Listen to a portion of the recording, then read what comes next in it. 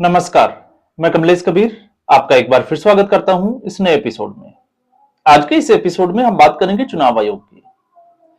कल शाम को चुनाव आयोग ने 5 राज्यों में, जिसमें एक हम कह सकते हैं कि 4 राज्य और एक केंद्र शासित प्रदेश, पुदुचेरी को भी हम शामिल कर दे तो पांचों जगह पर इलेक्शन होने वाले हैं अप्रैल महीने में। तो एक तरीके से एक बार फिर सभी पार्टियां अपने अपने प्रदेश में अपनी चुनावी जो रैलियां हैं उनका बिगुल बजाएगी, कैंपेनिंग के लिए उतरेगी, एक दूसरे के ऊपर आरोप और प्रत्यारोप लगाएगी। तो ऐसे में बड़ा इंपॉर्टेंट हो जाता है इस बार पश्चिमी बंगाल का चुनाव। पश्चिमी बंगाल पर भारतीय जनता पार्टी की नजर पहले से बनी हुई है और जिस तरीके से तैयारियां चल रही है, तो इस पूरे वीडियो में हम समझेंगे कि 2021 से लेकर 2026 तक भारतीय जनता पार्टी कितनी मजबूत हुई और कितनी कमजोर हुई। क्योंकि बाकी अगर स्टेट्स का अगर हम देखते हैं तो तमिलनाडु में जो भी ओपिनियन पोल आया है मैट्राइज आईएनएस का, उसके हिसाब से एमके स्टालिन सत्ता से बाहर हो रहे हैं। केरला में आपको पता ही है इस वक्त जो है वो वामपंथी सरकार है और पूरी संभावना है कि लेफ्ट पार्टी की यह सरकार इस बार चली जाएगी। तो इसके बाद इस देश में वामपंथी सरकार किसी भी राज्य में नहीं बचेगी। तो असम में भारतीय जनता पार्टी और कांग्रेस पार्टी के बीच सीधा मुकाबला। कल ही हमने एक वीडियो में बात की थी, कांग्रेस पार्टी की स्थिति ठीक अगर हम देखें, एक स्टेट असम जिसमें मजबूत दिखाई दे रही थी, तो वहां पर भी हरियाणा की तरह ही स्थिति है, क्योंकि हेमंत बिस्वा शर्मा बहुत आगे निकल चुके हैं। तो ऐसे में जब हम पश्चिमी बंगाल को समझने का प्रयास करते हैं तो उसमें सबसे बड़ा जो अहम रोल है वो है चुनाव आयोग। चुनाव आयोग ने जो डिसीजन लिया है वो अपने आप में काबिले तारीफ, या हम कहेंगे कि बोल्ड डिसीजन।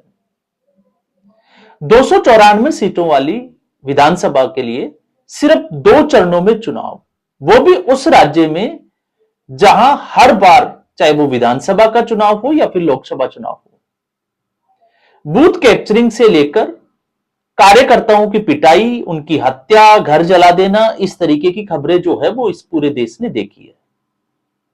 और अब तक जो है वो ये सिलसिला बना रहा। साथ में एसआईआर की प्रक्रिया, जिस तरीके से एसआईआर को रोकने के लिए ममता बनर्जी ने एडी से चोटी तक का जोर लगाया, या कहें कि खुद काले कपड़े पहनकर सुप्रीम कोर्ट तक पहुंच गई, लेकिन सुप्रीम कोर्ट ने उस प्रक्रिया पर रोक नहीं लगाई। उलट इसके सुप्रीम कोर्ट ने जो 60 लाख के आसपास, या हम कहें कि जो 60 लाख संदिग्ध वोटर थे, उनकी जांच के लिए एक कमेटी बनाई, रिटायर्ड और हाई कोर्ट के जो जजेस है, कलकत्ता हाई कोर्ट को निर्देश देकर। तो एक तरीके से मामला जो है वो भारतीय जनता पार्टी और चुनाव आयोग से लेकर सुप्रीम कोर्ट ने अपने हाथों पर ले लिया। अब ममता बनर्जी सीधे तौर पर चुनौती दे नहीं सकती, क्योंकि ऑर्डर जो है वो सुप्रीम कोर्ट ने दिए हैं। और उसमें सवाल यह था कि 28 फरवरी को जो ड्राफ्ट जो रिलीज किया गया था चुनाव आयोग की तरफ से, क्या 60 लाख वोटरों की जांच इतने कम समय में हो पाएगी? बावजूद इसके चुनाव आयोग को लगता है कि वो ऐसा कर पाएंगे। तो आप समझ सकते हैं कि इस बार चुनाव आयोग पश्चिमी बंगाल को एक चुनौती की तरह देख रहा है और ममता बनर्जी के एक के बाद एक जो नैरेटिव है उसको धराशायी करता जा रहा है। तो ऐसी स्थिति में कड़ा मुकाबला है।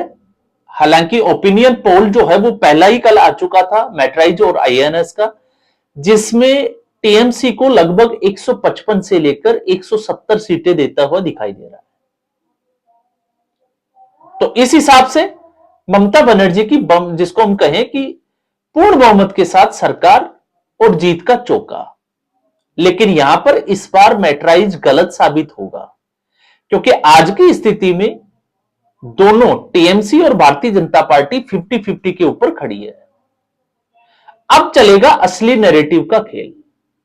इस एक महीने में जो पार्टी नैरेटिव बनाने में कामयाब होगी वो पार्टी जीत की तरफ जाएगी, यानी कि हम कह सकते हैं कि पूर्ण बहुमत की तरफ आगे बढ़ेगी। तो इसके पीछे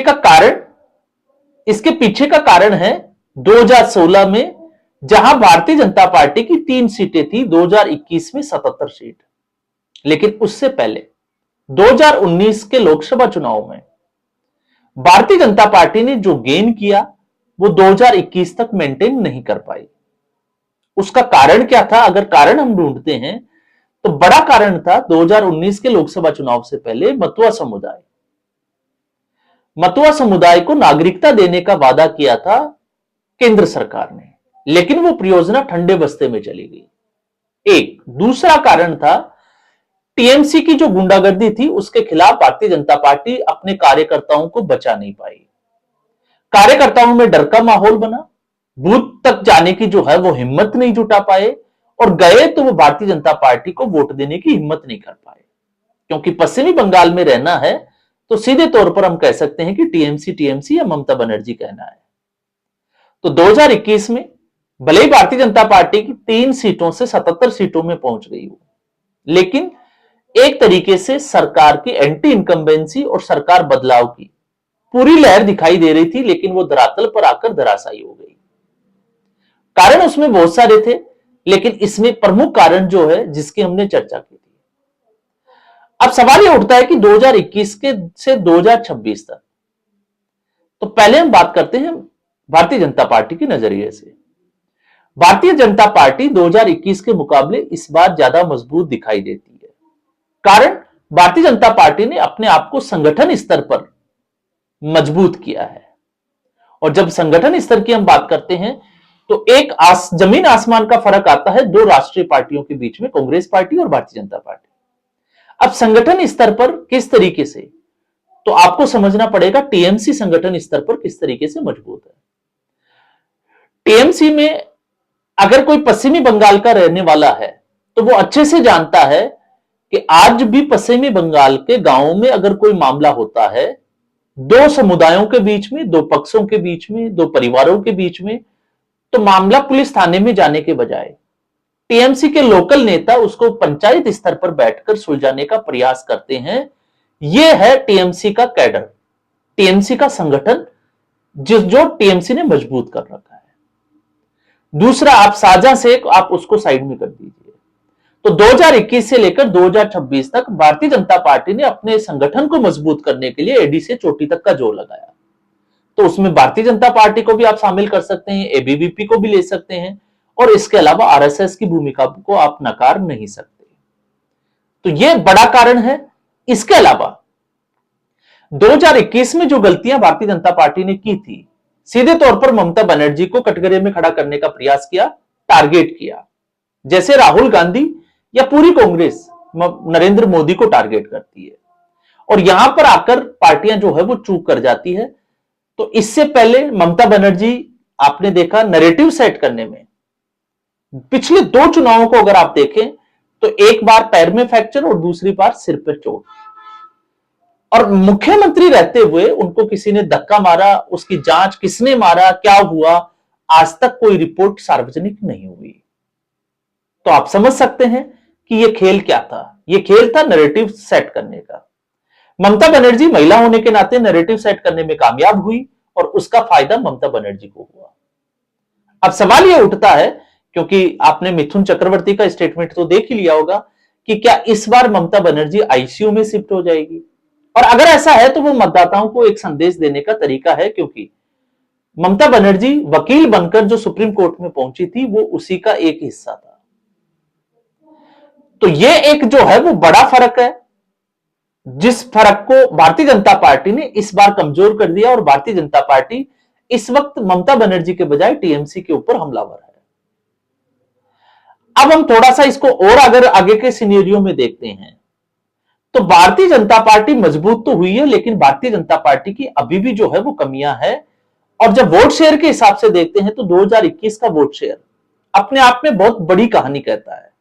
एक 47.9% के साथ टीएमसी और 38% के साथ भारतीय जनता पार्टी, लगभग 10% का वोट शेयर का फर्क। अब इस बार अगर आप सर्वे रिपोर्ट को देखोगे तो लगभग 1 से 2% का फर्क जो है वो दिखाई देता है। तो जो मैटराइज ने जो सर्वे किया, ये सर्वे गलत साबित होगा। कारण इसका सबसे बड़ा यही होगा कि इस बार हुमायूं कबीर और असदुद्दीन ओवैसी, इन दोनों का पश्चिमी बंगाल में इंपैक्ट क्या होगा। क्योंकि आप असदुद्दीन ओवैसी को देख रहे हैं, वो महाराष्ट्र में भी मजबूत हो रहे हैं, वो बिहार में भी जो है वो मजबूत होते हुए दिखाई देते हैं। तो क्या वो पश्चिमी बंगाल में वोट हासिल नहीं करेंगे?